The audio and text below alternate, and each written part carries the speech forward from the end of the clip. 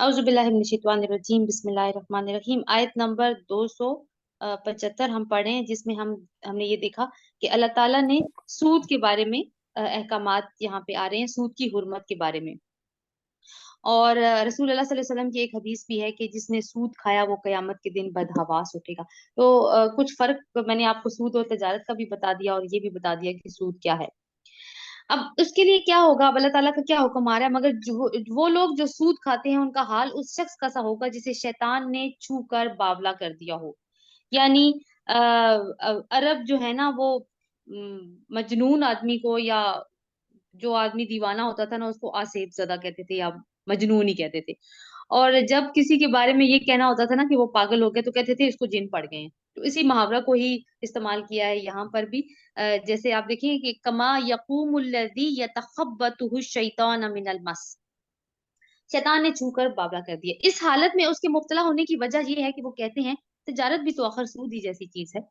यानी एक नज़रिए की खराबी है उनकी कि वो तिजारत और सूद को एक जैसा समझते हैं। हालाँकि अल्लाह ने तिजारत को हलाल किया है और सूद को हराम।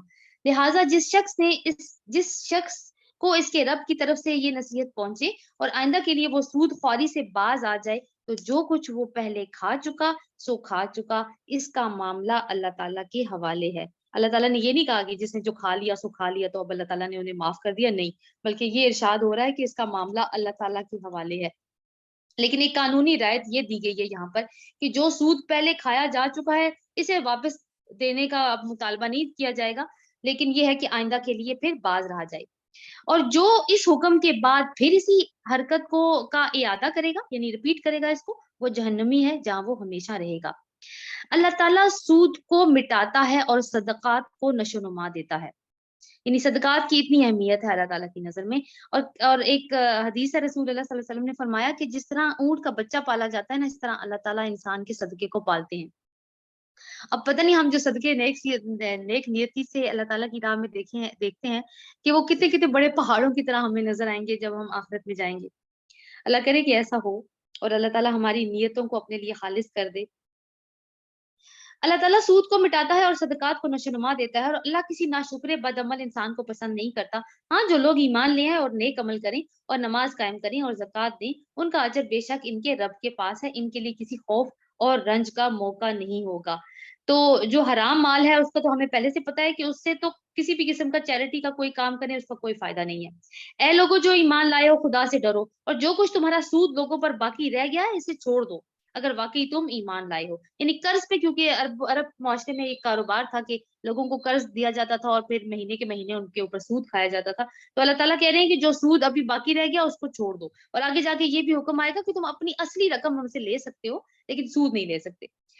लेकिन अगर तुमने ऐसा ना किया तो आगाह हो जाओ कि अल्लाह और इसके रसूल की तरफ से तुम्हारे खिलाफ ऐलाने जंग है। यानी आप देखिए कि ऐलाने जंग कौन कर रहा है? अल्लाह और उसका रसूल ऐलाने जंग कर रहे हैं। किन लोगों के खिलाफ? जो सूद खाने वाले लोग हैं। और पूरे कुरान में हम ये देखेंगे कि किसी और गुनाह की इतनी बड़ी वईद अल्लाह ताला ने नहीं दी जितनी सूदखोरी की दी है। किसी और गुनाह के लिए अल्लाह ताला ने ये नहीं कहा कि मेरी उसके साथ जंग है और मेरे नबी की उसके साथ जंग है। अल्लाह ताला हमें महफूज रखे। लेकिन आप देखिए कि हम जिस तरह के मुआशरे में रह रहे हैं, सूद, अगर मैं ये कहूँ ना कि मैं सूद नहीं खाती, जो कि अल्लाह का शुक्र है, लेकिन हमारे अंदर सूद ऐसे जा रहा है जैसे हम ऑक्सीजन को ले रहे हैं। क्योंकि हमारे मुल्क की तो सारी इकोनॉमी खड़ी ही सूद के कारोबार के ऊपर, सूद के ऊपर हुई है। हम कर्ज़ा, कितना ज़्यादा कर्ज़ा लेते हैं और उसके ऊपर हम सूद पे सूद देते चले जाते हैं। और ये आईएमएफ के साथ जो भी हमारे मुआहदे चलते हैं, सारों के बेस में सूद ही है। तो हम तो एज़ अ नेशन अल्लाह ताला के खिलाफ ऐलाने जंग कर चुके हैं इन अ वे। अब अल्लाह ताला की रहमत है जो हमें किसी तरीके से ढाँप ले।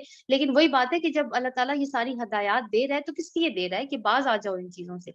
लेकिन फिर हम कभी मजबूरियों और कभी मसलहतों के जाल के वो कवर के नीचे अपने आप को छुपाने की कोशिश करते हैं, लेकिन अल्लाह ताला का हुक्म बहुत वाज़ेह है इस चीज़ के ऊपर। अब भी तुम तौबा कर लो और सूद छोड़ दो, तो अपना असल सरमाया लेने के तुम हकदार हो। ना तुम ज़ुल्म करो, ना तुम पर ज़ुल्म किया जाए। यानी तुम लोगों पर ज़ुल्म मत करो ताकि तुम्हारे ऊपर आखिरत में ज़ुल्म ना किया जाए।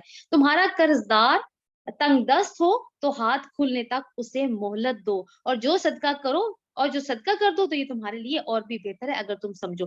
یعنی زیادہ تر تو یہ سود کے معاملات قرض کے اندر ہی ہوتے ہیں. تو اللہ تعالیٰ کہہ رہے ہیں کہ تمہیں خوب پتہ چل جاتا ہے کہ تم نے جس کو قرض دیا وہ کتنا کچھ اس کو لوٹانے کے قابل ہے. نہیں ہے اس قابل تو اور مہلت دے دو. سود مت لو, مہلت دے دو اس کو. اور کیونکہ تم نے یہ سارا کام اللہ کی خاطر کرنا ہے, اجر کی امید تم اپنے رب کے ساتھ رکھو, اور رازق وہی ہے, رزق اسی نے دینا ہے تمہیں. اور دوسری بات اللہ تعالیٰ نے یہ کی کہ اگر تمہیں یہ لگتا ہے کہ وہ نہیں ادا کر سکتا تو پھر اس کو صدقہ کر دو, کہ نہ دو, تم مجھے واپس نہ دو, یہ قرضہ واپس ہی نہ کرو. تو اللہ تعالیٰ کہتے ہیں یہ تمہارے لیے بہتر ہے. اس دن کی رسوائی اور مصیبت سے بچو جب تم اللہ کی طرف واپس ہوگے. وہاں ہر شخص کو اس کی کمائی ہوئی نیکی یا بدی کا پورا پورا بدلہ مل جائے گا اور کسی پر ظلم نہ ہوگا. اب جب ہم کسی کو قرض دیتے ہیں تو جب وہ نہیں ادا کر پا رہا ہوتا تو یوزلی لوگ ان کی ذلت اور رسوائی کرتے ہیں. تو اگر معاف کر دیں گے, صدقہ کر دیں گے وہی قرض ان پر, تو اللہ تعالیٰ کہتے ہیں تو تم آخرت کی رسوائی سے اللہ تعالیٰ تمہیں بچا لے گا. اے لوگوں جو ایمان لائے ہو. اب یہ آیت دین آ رہی ہے, یہ سب سے طویل آیت ہے قرآن پاک کی. اس میں قرض کے لین دین اور تجارتی معاملات کس طرح سے طے کرنے ہیں اس کے اوپر اللہ تعالیٰ نے بہت مفصل ہدایات ہمیں دی ہیں. اور دوسری بات یہ ہے کہ وہ دیکھیے اللہ تعالیٰ یہ سارے معاملات ہمیں بتا رہے ہیں. تو کیوں بتا رہے ہیں؟ تاکہ ان کو اپلائی کرو اپنی زندگی میں. اور ایک طرف یہ بھی میسج ہے کہ یہ اللہ تعالیٰ کا اور ہمارے دین کا یہ تقاضا بالکل نہیں ہے کہ رہبانیت کی راہ اختیار کر لو.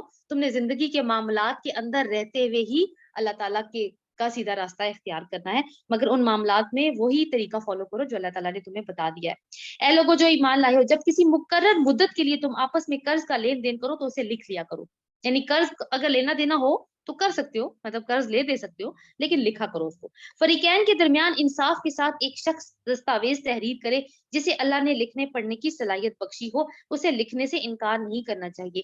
وہ لکھے اور املا وہ شخص کروائے جس پر حق آتا ہے. یعنی حق کس پر آئے گا؟ جو قرض لینے والا ہے وہ املا تحریر کروائے گا. یعنی جو بھی مدت طے ہوئی ہے, کتنا قرض لیا گیا ہے, کتنی مدت میں ادا ہوگا, کون اس کے اوپر گواہ ہے, وہ ساری چیزیں کون لکھوائے گا. یعنی سب ایک لکھت پڑھت ہوگی. اور جو لکھوانے والا کون ہوگا؟ جو قرض لینے والا ہے.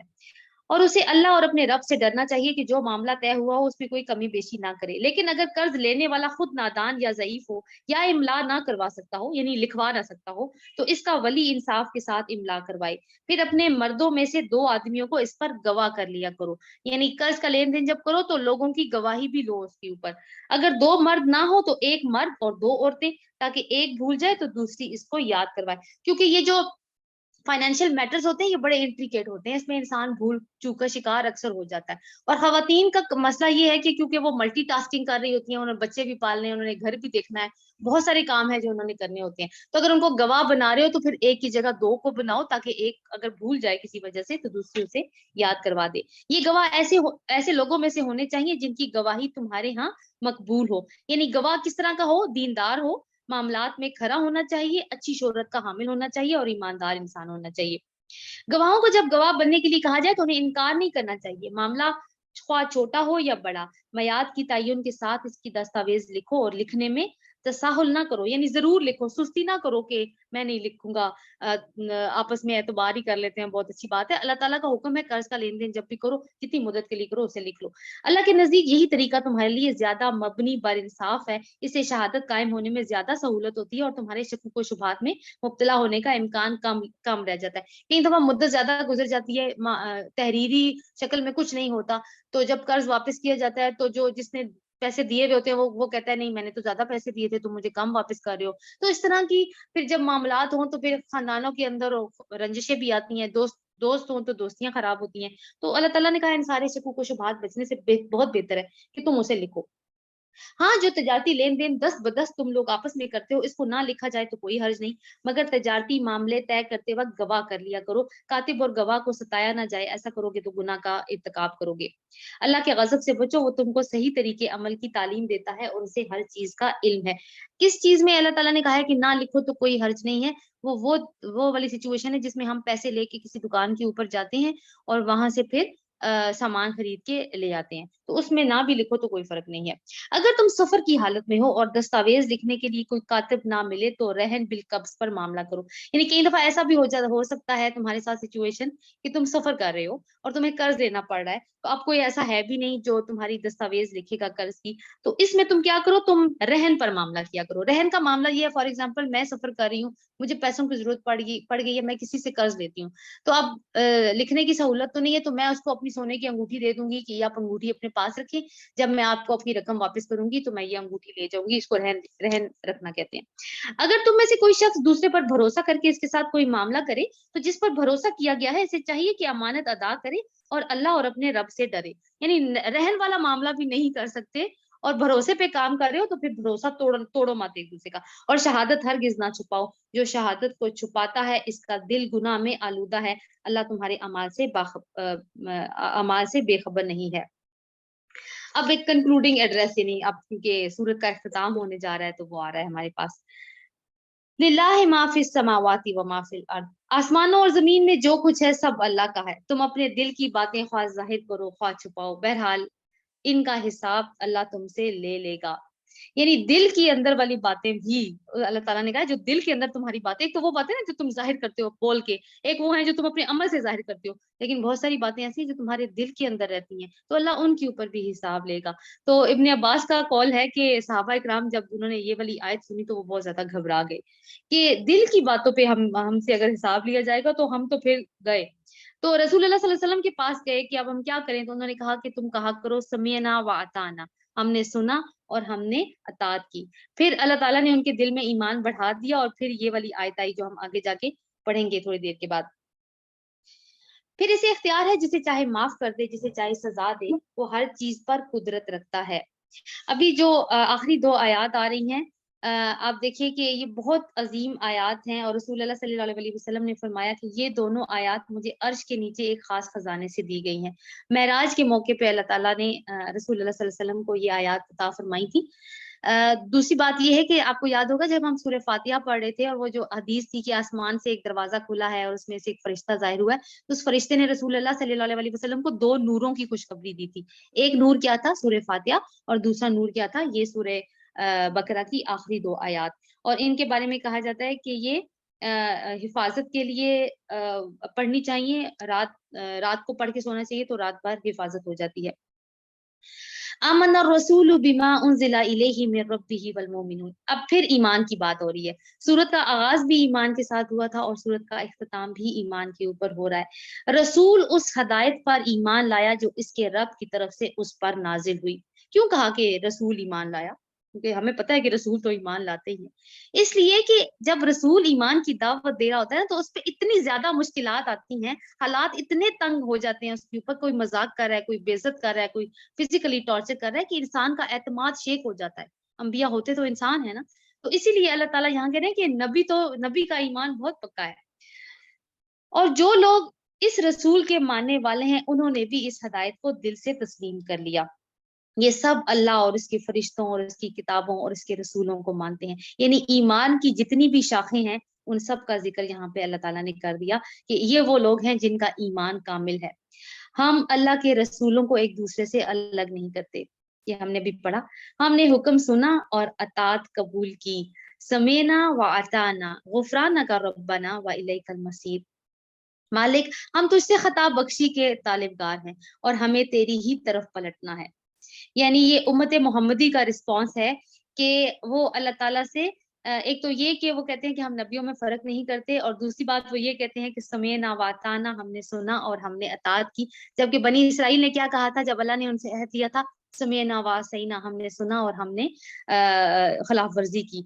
और अल्लाह ताला ने यहाँ पे हम कहते हैं कि मालिक हम तुझसे खताब बख्शी के तालिब हैं। जब बनी इसराइल को अल्लाह ताला ने कहा था कि बस्ती में हित्तातुन दाखिल हो कहते हुए दाखिल होना, तो उन्होंने उन अल्फाज को बदल के हिंतातुन कर दिया था। तो ये फ़र्क आ रहा है यहाँ पे। ला युकल्लिफुल्लाहु नफ्सन इल्ला वुसअहा, अल्लाह किसी मुतनफ़िस पर उसकी वुसअत से बढ़कर ज़िम्मेदारी का बोझ नहीं डालता। अब ये कैसे पता चले कि हमारी वुसअत क्या है? तो हर एक की वुसअत अलग होती है, क्योंकि हर एक की को अल्लाह ताला ने मुख्तलिफ बैकग्राउंड में पैदा किया है और मुख्तलिफ सलाहियतें देकर पैदा किया है, और अल्लाह हर एक के ऊपर वही बोझ डालता है जो वो बर्दाश्त कर सकते हैं। अब हमारा काम ये है कि इस वुसअत में जो अल्लाह ताला ने हमें दी है उसको पूरी तरह इस्तेमाल करें, क्योंकि हमने अपनी वुसअत को दुनिया के कामों में चेक किया हुआ है, हम 24-24 घंटे भी काम कर लेते हैं। लेकिन जब बात अल्लाह ताला के दीन के लिए काम करने की आती है, तो फिर हम फ़ौरन से कहते हैं कि नहीं, हम थक गए। तो हमने अपनी पूरी वुसअत के मुताबिक काम करना है। देखिए, अगर अल्लाह ने हमें ये वुसअत ना दी हुई होती ना, तो वो हमें उम्मत वसत ना बनाता। तो इसका मतलब है उसने हमारे अंदर ये पोटेंशियल रखा है। अल्लाह किसी मुतनफ़िस पर उसकी कुदरत से बढ़कर, वुसअत से बढ़कर ज़िम्मेदारी का बोझ नहीं डालता।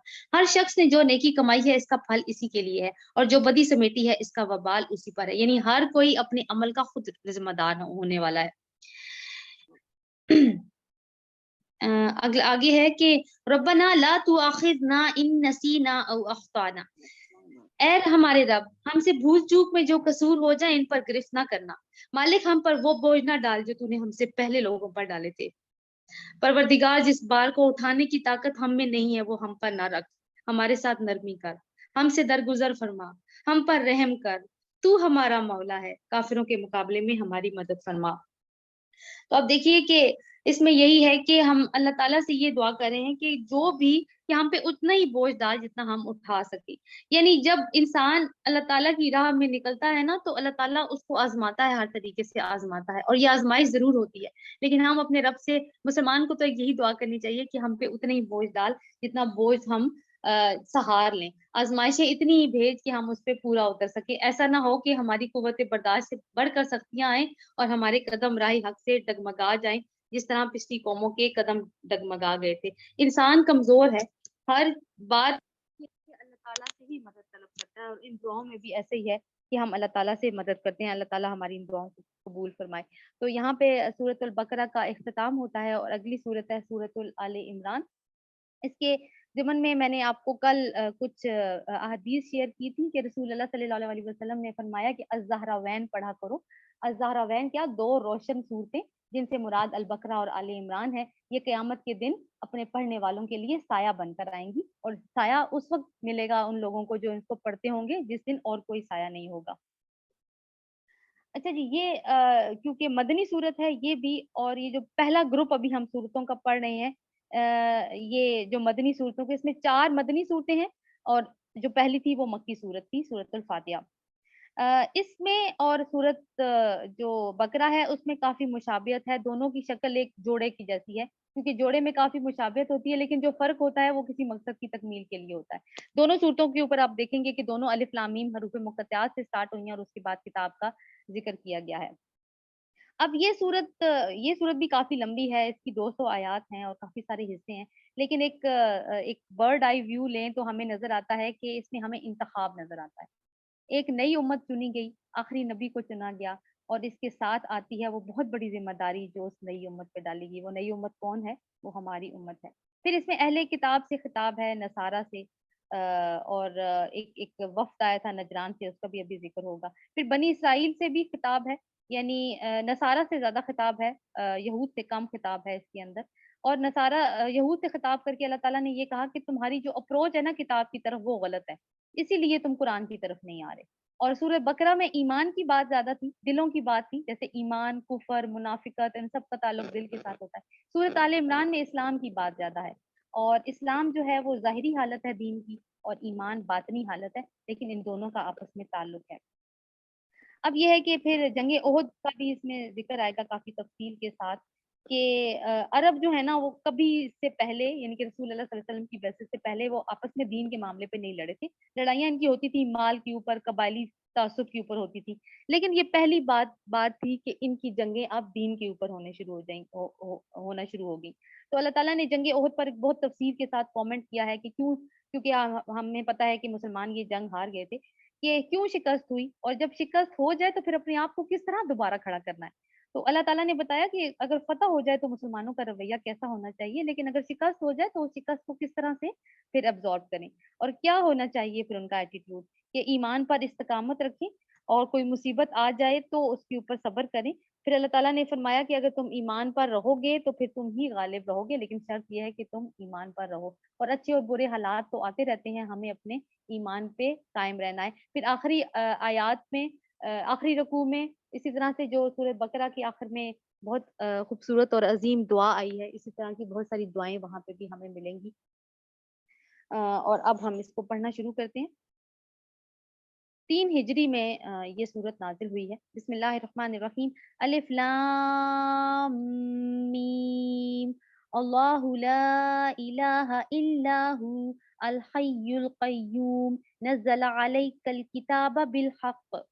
اللہ کے نام سے جو بے انتہا مہربان اور رحم فرمانے والا ہے۔ الف لام میم، وہ زندہ جاوید ہستی جو نظام کائنات کو سنبھالے ہوئے ہے، حقیقت میں اس کے سوا کوئی خدا نہیں۔ الحی القیوم کے الفاظ یہاں پہ استعمال ہوئے ہیں، اور کہا جاتا ہے یہ اللہ تعالیٰ کا اسم اعظم ہے۔ رسول اللہ صلی اللہ علیہ وسلم سے پوچھا گیا تو انہوں نے صریحا نہیں بتایا کہ وہ اسم اعظم کون سا ہے، لیکن اس کے اسم اعظم کی بہت برکتیں ہیں، یہ ہمیں بتایا گیا ہے۔ لیکن کچھ اشارے جو رسول اللہ صلی اللہ علیہ وسلم نے دیے کہ 3 صورتوں کے بارے میں بتایا کہ اس میں ان کو تلاش کیا جا سکتا ہے۔ ایک سورۃ البقرہ ہے، ایک سورۃ آل عمران ہے جو ابھی ہم پڑھنے جا رہے ہیں، اور ایک سورۃ طٰہٰ ہے۔ اور ان کے اوپر جب مفسرین نے غور کیا تو پتہ چلا کہ وہ 2 صفاتی نام اللہ تعالیٰ کے الحی اور القیوم ہے، الحی القیوم۔ تو اس کے بعد آپ دیکھیے کہ پھر کتاب کا ہی ذکر، یعنی کہ پہلی آیت تو آیت الکرسی والا انداز ہی ہے، اور کلام کی عظمت کی بات کی گئی ہے اس کے بعد کہ اے نبی صلی اللہ علیہ وسلم، اس نے تم پر یہ کتاب نازل کی ہے جو حق لے کر آئی ہے اور ان کتابوں کی تصدیق کر رہی ہے جو پہلے آئی ہوئی تھیں۔ پہلے کون سی کتابیں آئی تھیں؟ توریت اور انجیل، اور اس سے پہلے بھی جتنی کتابیں تھیں وہ ہمارے نالج میں تو نہیں ہے، لیکن ظاہر ہے کہ اللہ تعالیٰ نے اتنے سارے انبیاء بھیجے تو کتابیں تو بھیجی ہیں۔ اس سے پہلے وہ انسانوں کی ہدایت کے لیے تورات اور انجیل نازل کر چکا تھا، اور اس نے وہ کسوٹی اتاری ہے جو حق اور باطل کا فرق دکھانے والی ہے۔ یعنی کتاب کیا کرتی ہے؟ حق اور باطل کا فرق دکھاتی ہے۔ اس کے علاوہ اس لیے اس کو فرقان کہتے ہیں، حق اور باطل میں فاصلہ کرنے والی۔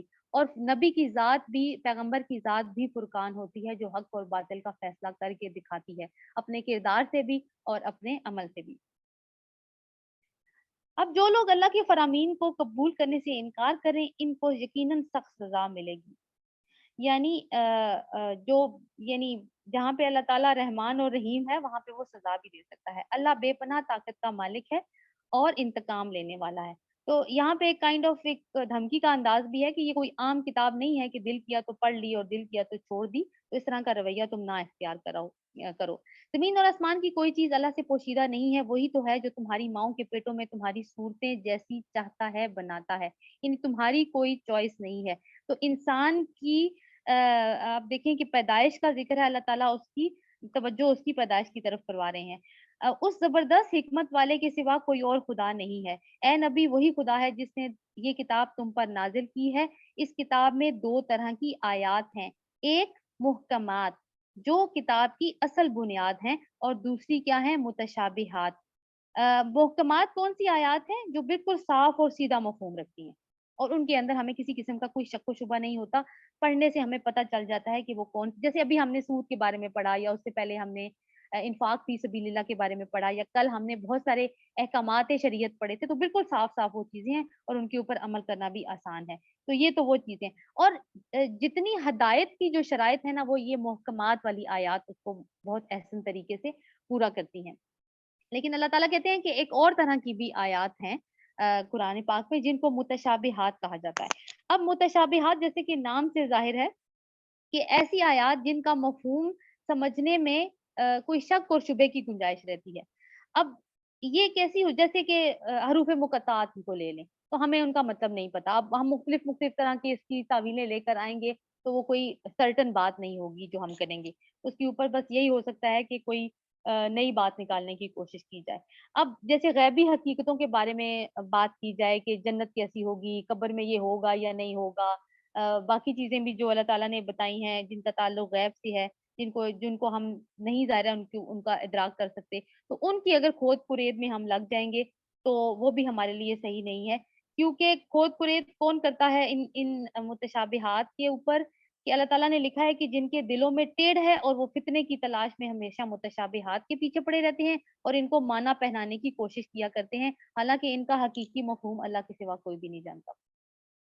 یعنی کوئی نئی بات نکالنے کی کوشش کرتے ہیں لوگ تاکہ اپنی ذہانت کا ڈنکا بجوا سکیں، یا کوئی فتنہ نکالنا مطلوب ہوتا ہے، یا کوئی تعویلیں نکالنی ہوتی ہیں۔ اس میں دونوں طرح کی نیتیں آ سکتی ہیں۔ ایک نیت تو یہ ہے کہ علمی نوعیت کے کچھ لوگ ہوتے ہیں جن کو علمی کیوریاسٹی ہوتی ہے کہ ہم دیکھیں کہ اللہ تعالیٰ نے کیا کہا ہے ان آیات کے اندر، ہم کھود پرید کریں۔ دوسری چیز یہ ہوتی ہے کہ دلوں میں ٹیڑھ ہوتا ہے پھر کہ لوگوں کو بہکایا جائے کہ جو لوگ سیدھے سیدھے چلنے والے ہیں ان کو بھی بتایا جائے کہ اچھا قرآن میں تو یہ آیت بھی ہے، کبھی تم نے یہ دیکھا تو اس کا یہ مفہوم نکلتا ہے، یہ مفہوم نکلتا ہے۔ تو یہ دونوں طرح کی چیزیں ہو سکتی ہیں، لیکن کیونکہ اللہ تعالیٰ نے کہہ دیا کہ محکمات اصل کتاب کی بنیاد ہیں اور وہ کافی ہیں ہدایت کے لیے۔ حالانکہ ان کا حقیقی مفہوم اللہ کے سوا کوئی نہیں جانتا، بخلاف ان کے جو لوگ علم میں پختہ کار ہیں اور وہ کہتے ہیں ہمارا ان پر ایمان ہے، یہ سب ہمارے رب ہی کی طرف سے ہیں۔ یعنی محکمات ہوں یا متشابہات، یہ ہمارے رب ہی کی طرف سے ہیں، یہی ایمان ہے ان کا۔ اور سچ یہ ہے کہ کسی چیز سے صحیح سبق صرف دانش مند لوگ ہی حاصل کرتے ہیں۔ دیکھیں ہماری عقل کی ایک لمیٹیشن ہے، عقل کی لمیٹیشن سے پار ہم نہیں سوچ سکتے چیزوں کو۔ وہ اللہ سے دعا کرتے رہتے ہیں، بڑی خوبصورت دعا ہے یہ، ربنا لا تزغ قلوبنا بعد اذ ہدیتنا وہب لنا من لدنک رحمہ انک انت الوہاب، آیت نمبر 8 انڈر لائن کر لیجیے اس کو۔ اے ہمارے رب، جب تو ہمیں سیدھے راستے پر لگا چکا ہے تو پھر کہیں ہمارے دلوں کو ٹیڑھا نہ کر دیجیو، ہمیں اپنے خزانے فیض سے رحمت عطا کر، تو ہی فیاض حقیقی ہے۔ پروردگار تو یقیناً سب لوگوں کو ایک روز جمع کرنے والا ہے جس کے آنے میں کوئی شبہ نہیں، تو ہرگز اپنے وعدے سے ٹلنے والا نہیں ہے۔ جن لوگوں نے کفر کا رویہ اختیار کیا انہیں اللہ کے مقابلے میں نہ ان کا مال کچھ کام دے گا نہ اولاد، وہ دوزخ کا ایندھن بن کر رہیں گے، ان کا انجام ویسا ہی ہوگا جیسا فرعون کے ساتھیوں اور ان سے پہلے کے نافرمانوں کا ہو چکا ہے۔ انہوں نے آیات الہی کو جھٹلایا، نتیجہ یہ ہوا کہ اللہ نے ان کے گناہوں پر انہیں پکڑ لیا، اور حق یہ ہے کہ اللہ سخت سزا دینے والا ہے۔ بس اے نبی صلی اللہ علیہ وسلم، جن لوگوں نے تمہاری دعوت کو قبول کرنے سے انکار کر دیا ہے ان سے کہہ دو کہ قریب ہے وہ وقت جب تم مغلوب ہو جاؤ گے اور جہنم کی طرف ہانکے جاؤ گے، اور جہنم بہت ہی برا ٹھکانہ ہے۔ تو اس آیت میں یا تو اشارہ جنگ بدر کی طرف ہو سکتا ہے جو بھی ہوگی، اور یا پھر اس کی طرف ہو سکتا ہے، سوری جنگ بدر کی طرف ہو سکتا ہے جو ہو چکی ہے کیونکہ آل عمران اس کے بعد آئی تھی، اور یا پھر اس کا اشارہ آخرت کی طرف ہے۔ یا تمہارے لیے ان دو گروہوں میں ایک نشان عبرت تھا جو ایک دوسرے کے خلاف نبرد آزما ہوئے، ایک گروہ اللہ کی راہ میں لڑ رہا تھا اور دوسرا کافر تھا۔ دیکھنے والے بچشمے سر دیکھ رہے تھے کہ کافر گروہ مومن گروہ سے دو چند ہے، یعنی کہ وہ ڈبل ہے ان سے، لیکن نتیجے نے ثابت کیا کہ اللہ اپنی فتح و نصرت سے جس کو چاہتا ہے مدد دیتا ہے۔ اللہ دیدہ بینا رکھنے والوں دیدہ بینا رکھنے والوں کے لیے اس میں بڑا سبق پوشیدہ ہے۔ وہی سبق ایک چھوٹی جماعت بڑی جماعت پر غالب آ سکتی ہے۔ پھر اللہ تعالیٰ نے یہ بات کی فطرت انسانی کی طرف اشارہ کرتے ہوئے کہ لوگوں کے لیے مرغوبات نفس، یعنی وہ چیزیں جو ان کو بہت مرغوب ہیں وہ کیا ہیں؟ عورتیں، اولاد، سونے چاندی کے ڈھیر، چیدہ گھوڑے، چیدہ گھوڑے کا مطلب ہے اصیل گھوڑے، مویشی اور زرعی زمینیں بڑی خوشائند بنا دی گئی ہیں۔ یہ سب دنیا کی چند روزہ زندگی کے سامان ہیں، حقیقت میں جو بہتر ٹھکانہ ہے وہ تو اللہ کے پاس ہی ہے۔ یعنی یہ چیزیں ان اٹ سیلف بری نہیں ہے، لیکن ان کا استعمال کیسا ہے وہ ان کو اچھا یا برا کروا دیتا ہے، یا پھر ہمارا رویہ ان چیزوں کو اچھائی یا برائی کی طرف لے جاتا ہے۔ یعنی اسلام ہمیں یہ نہیں کہتا کہ اپنے آپ کو کٹ کر دو ان چیزوں سے، بلکہ وہ یہ کہتا ہے کہ اپنے اوپر کنٹرول رکھو، اور وہ حقیقت میں جو بہتر ٹھکانہ ہے وہ تو اللہ کے پاس ہے۔ کہو میں تمہیں بتاؤں کہ ان سے اچھی چیز کیا ہے؟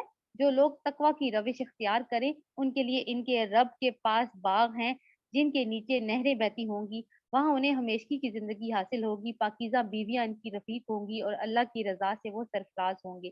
اللہ اپنے بندوں کے رویے پر گہری نظر رکھتا ہے۔ یہ وہ لوگ ہیں جو کہتے ہیں یقولون ربنا اننا آمنا فاغفر لنا ذنوبنا وقنا عذاب النار، آیت نمبر 16، یہ بھی بہت خوبصورت دعا ہے۔ کیا کہتے ہیں یہ لوگ کہ مالک ہم ایمان لائے، ہماری خطاؤں سے درگزر فرما اور ہمیں آتش جہنم سے بچا لے۔ اب یہ لوگ کون ہیں جی؟ اللہ تعالیٰ کیا کہتے ہیں؟ کیسے لوگ ہیں جو اس طرح کی دعائیں کرتے ہیں اور ان کا رویہ جو ہے وہ تقوی والا رویہ ہے؟ یہ لوگ صبر کرنے والے ہیں، راست باز ہیں یعنی سچ بولنے والے ہیں، فرما بردار ہیں کس کے؟ رب کے، اور فیاض ہیں یعنی اس کی راہ میں اپنا مال خرچ کرتے ہیں، اور رات کی آخری گھڑیوں میں اللہ سے مغفرت کی دعائیں کرتے ہیں، یعنی سحری کے وقت میں یہ اللہ تعالیٰ سے دعائیں کرتے ہیں، تہجد کی نمازیں ادا کرتے ہیں۔ اللہ نے خود اس بات کی شہادت دی ہے کہ اس کے سوا کوئی خدا نہیں، اور یہی فرشتوں اور اہل علم نے بھی دی ہے، وہ انصاف پر قائم ہے۔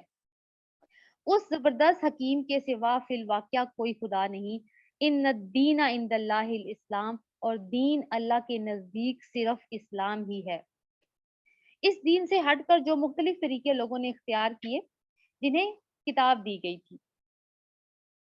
اب دیکھیے کہ پہلے ہم نے وہ دیکھا تھا نا کہ وہ ہمارا سینٹر آف لائف کیا ہونا چاہیے۔ اب اسی کے ساتھ لنک کریں تو اللہ تعالیٰ کہہ رہے ہیں کہ اللہ کے نزدیک دین صرف اسلام ہے۔ اب یہود و نصارہ کی بات آ رہی ہے آگے کہ اس دین سے ہٹ کر کون سا دین؟ ہمیں پتا ہے کہ اسلام ہی وہ دین تھا جو حضرت ابراہیم علیہ السلام نے جس کی سب کو دعوت دی تھی۔ وہ خود بھی مسلم تھے، اور انہوں نے اپنی اولاد کو مرتے وقت یہی وصیت کی تھی، اور ان کی اولادوں نے بھی اپنی آگے اولادوں کو یہی وصیت کی تھی کہ زندگی میں بھی مسلم رہنا اور آخر میں مرنا بھی اس حال میں کہ تم مسلم ہو۔ اس دین سے ہٹ کر جو مختلف طریقے ان لوگوں نے اختیار کیے، جنہیں کتاب دی گئی تھی، ان کے اس طرز عمل کی کوئی وجہ اس کے سوا نہ تھی کہ انہوں نے علم آ جانے کے بعد آپس میں ایک دوسرے پر زیادتی کرنے کے لیے ایسا کیا، یعنی ضد کی وجہ سے انہوں نے ایسا کیا، اور علم آ جانے کے بعد کیا انہوں نے۔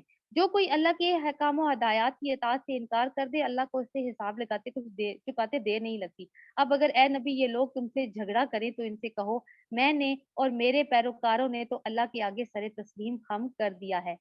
پھر اگر اہل کتاب اور پھر اہل کتاب اور غیر اہل کتاب سے پوچھو، کیا تم نے بھی اطاعت اور بندگی قبول کی؟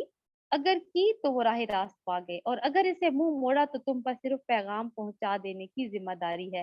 آگے اللہ خود اپنے بندوں کے معاملات کو دیکھنے والا ہے۔ یعنی اسلام کیا ہے کہ اپنا رخ یا چہرے کو اللہ تعالیٰ کی طرف کر دینا، اور پھر ہر طرح کا اختلاف ختم کر دینا۔ کیونکہ اگر ہم ایک سورس سے چیزوں کو لیں گے تو اختلاف کی کوئی وجہ رہے گی ہی نہیں۔ اختلاف وہاں پر ہوتا ہے جہاں پہ ہر کوئی اپنی بنیاد ایک الگ نظریے پر گھڑ لیتا ہے۔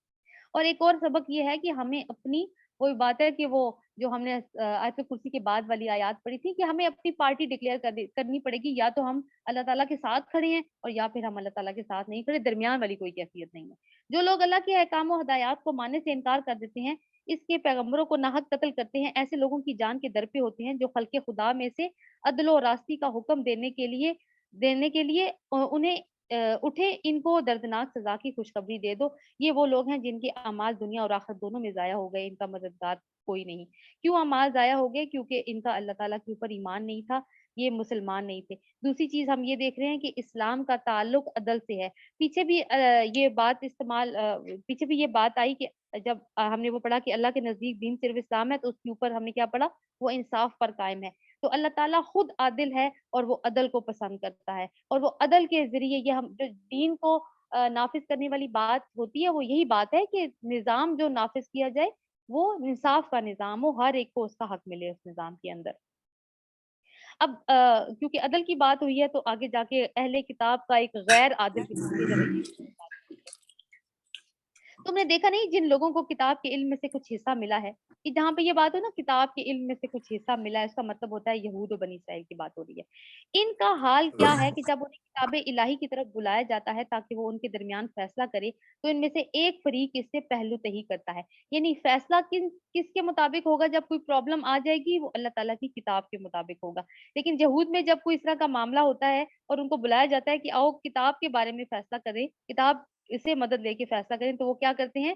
ان میں سے کوئی ایک فریق اس سے اوائڈ کرتا ہے اور اس فیصلے کی طرف آنے سے منہ پھیر جاتا ہے۔ ان کا یہ طرز عمل اس وجہ سے ہے کہ وہ کہتے ہیں آتش دوزخ ہمیں چھو نہیں سکے گی، اور اگر دوزخ کی سزا ہم کو ملے گی بھی تو گنتی کے چند روز۔ یعنی ان کا عقیدہ خراب ہے، تو نتیجہ کیا نکلے گا؟ کہ آخرت کی نفی ہوگی، اور آخرت کی نفی ہوگی تو جو آخرت کی نفی کرتے ہیں ان کو ان کے نزدیک کتاب کی کوئی اہمیت نہیں ہوتی۔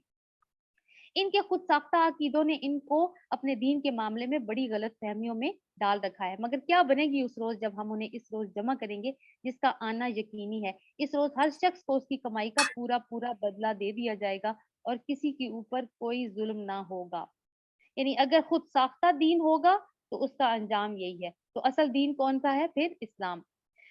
قل اللہم مالک الملک تؤتی الملک من تشاء وتنزع الملک ممن تشاء وتعز من تشاء وتذل من تشاء بیدک الخیر انک علی کل شیء قدیر. کہو، اب یہ دعا ہے ایک ٹائپ کی کہ اب کل کا لفظ استعمال کیا، یعنی کہ تلقین کی جا رہی ہے کہ یہ دعا کرو.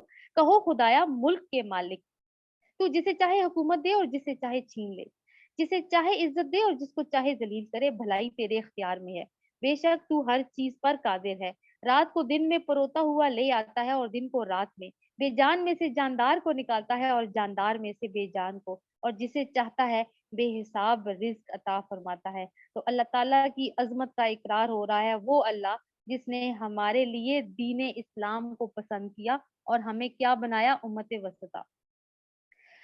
مومنین اہل ایمان کو چھوڑ کر کافروں کو اپنا رفیق اور اور رفیق اور یار و مددگار ہرگز نہ بنائیں، یعنی ان کے ساتھ اس طرح کی دوستی نہ رکھیں کہ جس سے ایک جذباتی تعلق قائم ہو جائے اور وہ ان سے اپنے دل کی باتیں بھی کریں اور رازدارانہ گفتگو بھی کریں، اپنے راز بھی ان کے ساتھ شیئر کریں. یعنی ظاہری طور پر کوئی تعلق رکھیں تو اس سے کوئی حرج نہیں ہے، ایک بہتر طریقے سے ایک دوسرے کا ساتھ رہیں، لیکن دوستی نہیں کرنی. جو ایسا کرے گا اس کا اللہ سے کوئی تعلق نہیں، کیونکہ اللہ کے دشمن سے دوستی اللہ سے دشمنی ہوگی.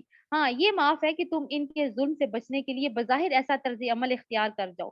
یعنی کبھی یہ ہو سکتا ہے کہ کوئی ایسا موقع آ جائے کہ جیسے اسلام کے مشن میں کام ہو رہا ہے، تو ایک شخص پکڑا جاتا ہے اس کے اندر، اب وہ اپنی آئیڈینٹی کو ظاہر نہیں کرتا کہ وہ مسلمان ہے، اس لیے کہ اپنی جان و مال کا تحفظ کرے.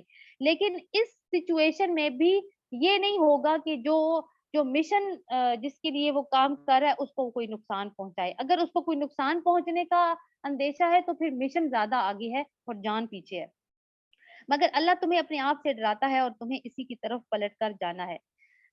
اے نبی صلی اللہ علیہ وسلم، لوگوں کو خبردار کر دو، تمہارے دلوں میں جو کچھ ہے اسے تم خواہ چھپاؤ یا ظاہر کرو، اللہ بہرحال اسے جانتا ہے. کیونکہ بات ہوئی نا کہ اگر اپنی جان بچانے کے لیے تم نے کوئی اس طرح کی بات کر دی، اپنی آئیڈینٹی کو چھپا دیا یا کوئی اور بات اس طرح کی کر دی کہ جس کا مقصد صرف جان بچانا تھا اور تمہاری نیت یہ نہیں تھی کہ اسلام کے مشن کو نقصان پہنچے، تو اس کا تعلق کیا ہے؟ یعنی کہ اللہ تعالیٰ یہاں یہ بات کر رہے ہیں کہ تم جو چیز چھپاتے ہو اور جو ظاہر کرتے ہو، اللہ تعالیٰ بہرحال اس کو جانتا ہے. زمین اور آسمانوں کی کوئی چیز اس کے علم سے باہر نہیں، اس کا اقتدار ہر چیز پر حاوی ہے.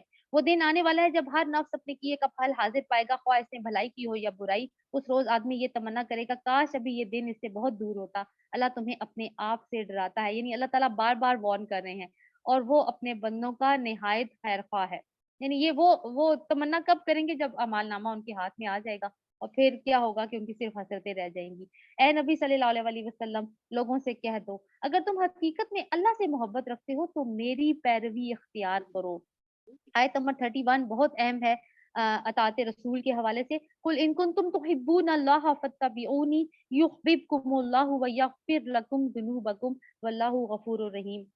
اے نبی، لوگوں سے کہہ دو اگر تم حقیقت میں اللہ سے محبت کرتے ہو تو میری پیروی اختیار کرو، اللہ تم سے محبت کرے گا اور تمہاری خطاؤں سے درگزر کرے گا. کتنا ایک دیکھیں، اب اللہ سے محبت، ہر انسان اللہ سے محبت کرنا چاہتا ہے اور یہ چاہتا ہے کہ اللہ اس سے محبت کرے. تو اس کا طریقہ بتایا جا رہا ہے کہ کیا طریقہ اختیار کرو. تم رسول کی پیروی اختیار کرو، رسول کا اتباع کرو. ان سے کہو اللہ اور رسول کی اطاعت قبول کرو. پھر اگر وہ تمہاری دعوت کو قبول نہ کریں تو یقیناً یہ ممکن نہیں ہے کہ اللہ ایسے لوگوں سے محبت کرے جو اس کی اور اس کے رسول کی اطاعت سے انکار کرتے ہیں. اب یہاں پہ نا یہ والی جو آیت جو ابھی میں نے پڑھی، آیت نمبر 31 اور 32 دونوں میں دیکھیے، اگر آپ ٹیکسٹ کو دیکھیں گے تو پہلی میں آیا ہے فتبعونی اور دوسری میں لفظ آیا ہے قل اطیعوا. یعنی رسول کے لیے دو الفاظ استعمال کیے گئے ہیں کہ رسول کی پیروی کن دو لیولز پہ ہوگی. ایک تو ہے اطاعت. اطاعت کا مطلب ہے یعنی جو حکم رسول دیں وہ مانو اور اس کے اوپر عمل کرو، یہ تو اطاعت ہوگی. ایک ہے اتباع، یہ جو فتبعونی جو آیت نمبر 31 میں آیا ہے، محبت کے ساتھ اس کا لنک کیا اللہ تعالیٰ نے. یعنی انسان خود تلاش کرے کہ رسول اللہ صلی اللہ علیہ وسلم کیا کیا کیا کرتے تھے اور وہ ایسے عمل کرنا شروع کرتے حالانکہ نبی نے اس کا حکم نہ دیا ہو، اور یہ وہ کس وجہ سے کرے؟ رسول کی محبت کی وجہ سے کرے. تو اتباع جو ہے نا وہ محبت کے ساتھ جڑی ہے، اور پھر اگر ہم رسول کا اتباع بھی کریں گے تو اللہ تعالیٰ یقیناً ہم سے محبت کرے گا. اللہ نے آدم، اب یہاں پہ وہ جو ایک طرح کی جو تمہیدی گفتگو تھی اس صورت کی، وہ یہاں پہ اختتام اس کا ہو رہا ہے. اب ایک اور موضوع شروع ہو رہا ہے جس میں اصل میں عیسائیوں سے خطاب ہے یہاں پہ. پہلے ہم نے سورۃ البقرہ میں دیکھا کہ زیادہ خطاب بنی اسرائیل یعنی یہود کے ساتھ تھا. یہاں پہ یہود کے ساتھ خطاب تو ہے لیکن اہل کتاب میں بریکٹ کر کے کیا گیا ہے، دونوں سے اکٹھا الگ نہیں ہے. لیکن یہ والی جو ابھی حصہ ہے اس میں صرف اہل نصارہ یا عیسائیوں سے خطاب ہے. اب یہ جو عیسائی ہیں نا، ان کے نظریے کیا تھے، ان کا عقیدہ کیا تھا؟ یہ تثلیث کے عقیدے کے حامل تھے، جس کو ٹرینٹی کہتے ہیں.